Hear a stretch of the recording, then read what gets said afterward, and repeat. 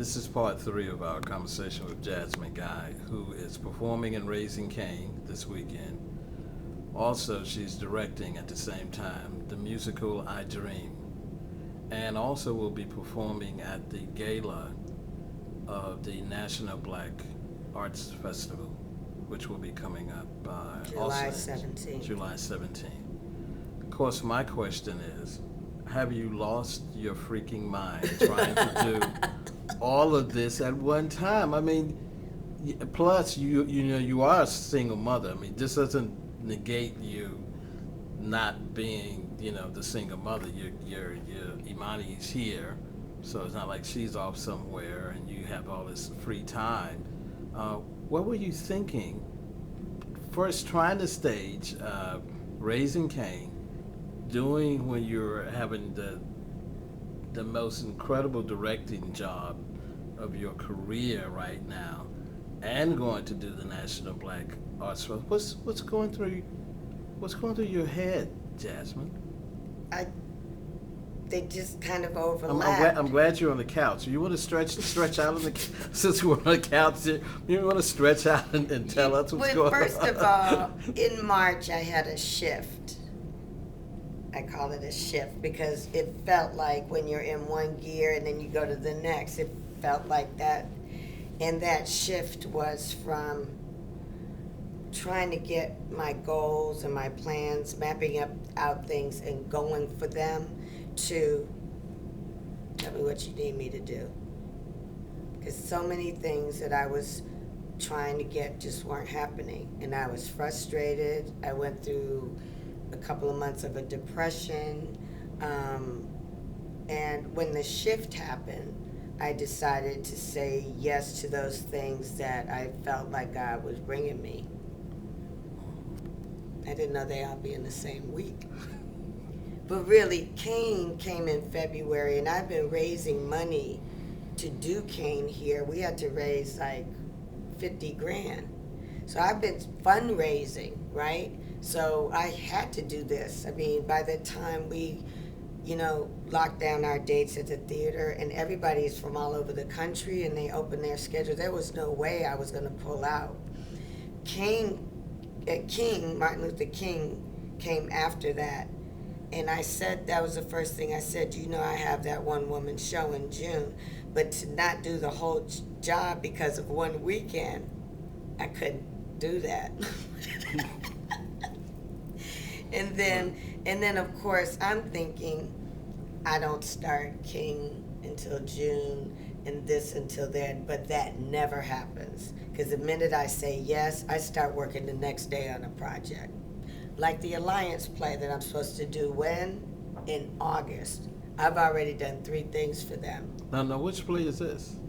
The Nakarima Society by Pearl Clegg. Right. That's not supposed to start till August, so it isn't even on my little summer calendar. I got a reading on Monday of it. I did the taste of the season at the Alliance. Can you call so-and-so for? So that's kind of what happens. I say yes, and then it comes, then I start working immediately when I'm thinking that's my May gig, that's my July gig, that's my August gig. I'm not complaining, but that's what happened. I didn't do it on purpose because it does take time away from my daughter. That's where it hurts the most, because I am kind of working around the clock, and she understands, but she needs a couple of days with just mommy. Just you and me hanging out, nobody else around, chilling, talking, shopping, walking, whatever we do. So there's no vacation for you this summer? I'm going to take off at the first week of August, right before she has to go back to school. We're going to go somewhere that's not too oily. Because we were going to Destin this summer with another family. And that's just, I can't believe it.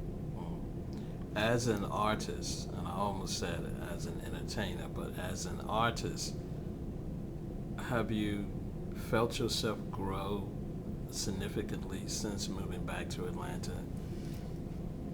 Yeah, I've made huge strides.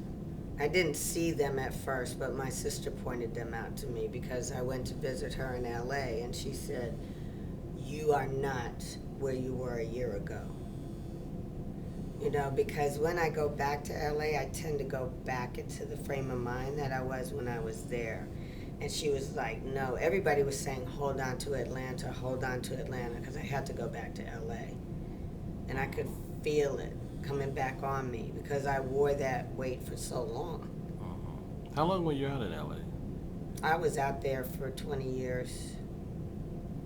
You know, I was bi-coastal most of the different world. I would do the show in LA until April, and then I would spend April to August in New York.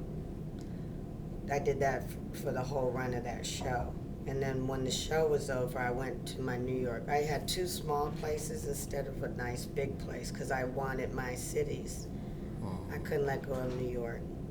I never felt like I was West Coast anyway. It's just where I worked. It wasn't connected to the city. It was a hard city for me to connect to.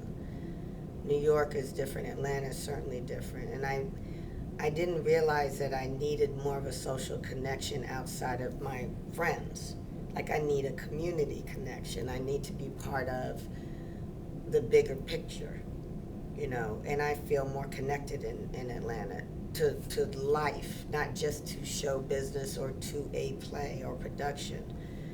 I have more diversity here, different kinds of people in my life, and I think that enriches me too, makes me fuller as a person.